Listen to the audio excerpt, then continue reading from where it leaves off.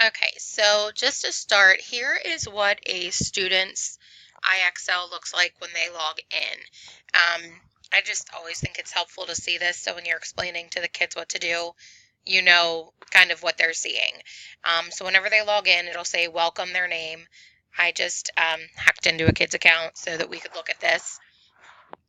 And then it gives them these different tabs under learning.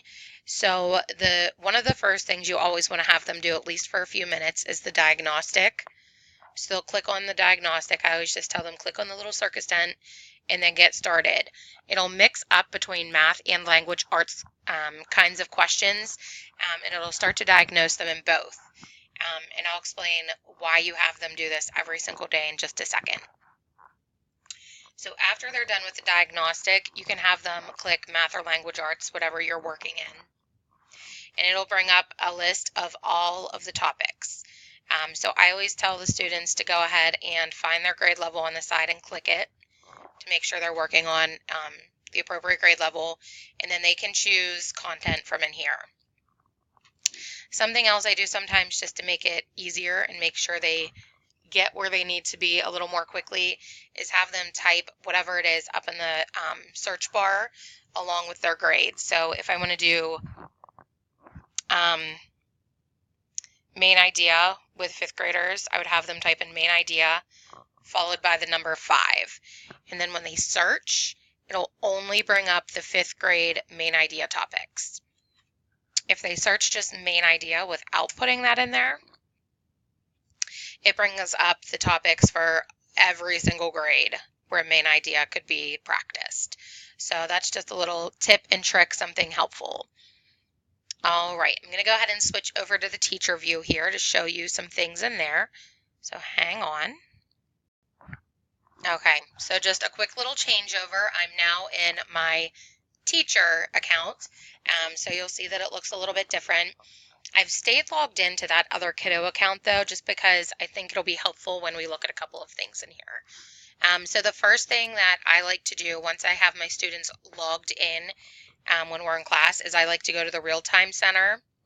So you just go to analytics at the top and then real-time, and it'll show you the students who are logged in. So this is the student that we were logged in as. Tells you what topic they're working on so you can make sure they're doing the topic that you've asked them to do. It also tells you how many questions they've answered and how many questions they've gotten correct. So if you click on the number of questions they've answered, it'll tell you exactly what question they answered. It'll tell you the correct answer, and it'll tell you what the student answered. So if you're really tracking a specific kiddo, this is really helpful. You obviously won't be able to look at every single question for every student, but that real-time center is really nice when you're with a group of students that are working in there all at the same time. All right, I'm just going to switch over. The dashboard will be the first tab that kind of pops up, and there's lots of good information here too for just kind of like at a glance. So if you kind of just scroll down, it tells you how many kids are online, tells you how long you've been using it. But then I like this little graph down here. It lists all of the students that you have on your roster, and it shows a bar above each one to show how many questions they've answered. So it's just kind of nice. You can see who's definitely logging on and who clearly has not logged on at all.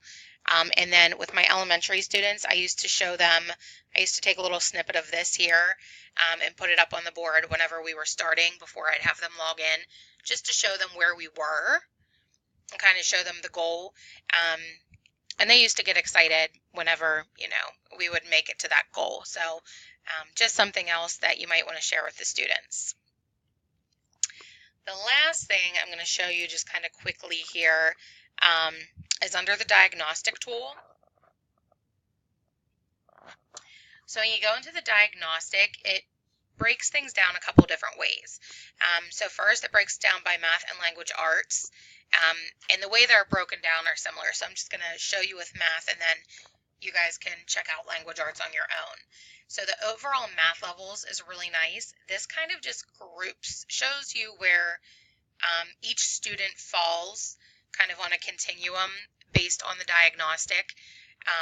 in your class. So you can kind of see what kids might work well together. Might, like, maybe you could group together because they're on the same level, or maybe kiddos who are like higher and kids who are lower if you want to group that way. So kind of back to the diagnostic, here's why you want the students to work on that diagnostic every single time they log in. Let me click on this kiddo here. So you'll see that some of the students' categories, well, this one all kind of has long bars, it's telling you that based on the diagnostic, this student is falling somewhere in this range in numbers and operation. And as they continue to work on that diagnostic each time they log in, that band will narrow and narrow and narrow until it gives you a little dot on there, and it'll give you kind of the exact level that your student is on. Over here on the right too, if you click, it says recommended skills. It'll bring up specific recommendations for this student. So once you get into recommendations, you can change student if you'd like to. It gives you some sample questions that would be helpful for the student, and it also tells you what categories of questions would be helpful. So that's kind of nice too. Gives you an idea of what would be helpful for them, and then you can kind of guide them into those sections of IXL. I am going to see if I can just switch students here to show you a little bit better of a graph. So hang on one second. Okay, so I just selected a different student to kind of give you a little bit of a different view. So this kiddo, again, has those pretty big ranges.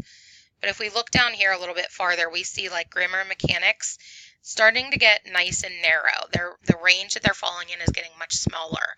So it's saying keep diagnosing to reveal your level.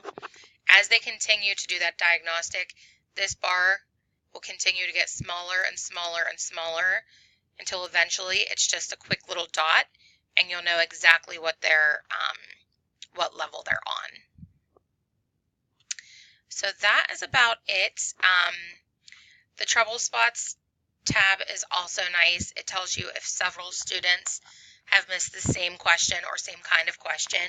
And again, after your students have used it for a longer period of time, more names will kind of show up under the types of questions. So right now, I don't have very many students on my roster who've been using IXL, so I'm not getting a lot of those names on the list.